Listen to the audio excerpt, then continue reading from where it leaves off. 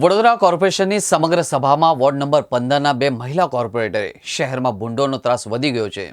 અને જો તેને પકડવામાં નહીં આવે તો અમારે ભૂંડોને પકડીને સભામાં રજૂ કરીશું તેવી ચીમકી ઉચ્ચારવામાં આવતા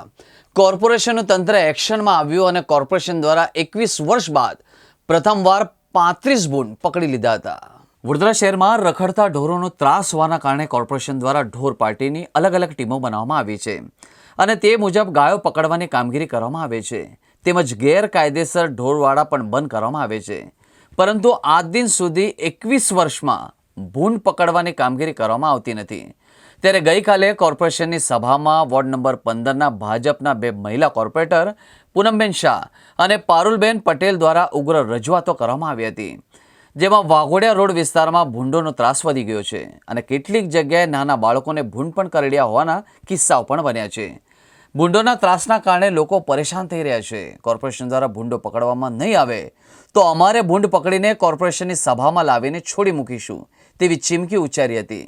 મહિલા કોર્પોરેટરોની ધમકી બાદ આજે વડોદરા કોર્પોરેશન દ્વારા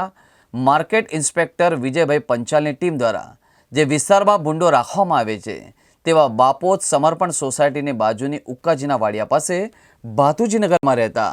રવિ શિકલીગરના મકાનના કમ્પાઉન્ડમાં ભૂંડો રાખવામાં આવ્યા હતા અને ત્યાંથી 35 ભૂંડ પકડાયા હતા અને કોર્પોરેશનના ઢોર ડબ્બામાં મૂકવામાં આવ્યા હતા।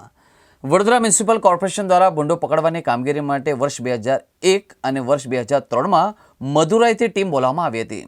અને ત્યારે સતત 1 વર્ષ સુધી ભૂંડ પકડવાની કામગીરી કરવામાં આવી હતી અને ત્યારબાદ 21 વર્ષ સુધી ક્યારે પણ ભૂંડ પકડવાની કામગીરી કરવામાં આવી ન હતી। હવે કોર્પોરેશનનું તંત્ર સફાળે જાગ્યું છે અને જે રીતે કોર્પોરેશન ગાયો પકડવા માટે અલગ અલગ ઢોર પાર્ટી તૈયાર રાખી છે, એવી જ રીતે ફરી એકવાર કોર્પોરેશનના માર્કેટ ઇન્સ્પેક્ટર દ્વારા ભૂંડ પકડવાની કામગીરીનો કોન્ટ્રાક્ટ આપવાની જાહેરાત કરવામાં આવનાર છે તેમ જાણવા મળી રહ્યું છે।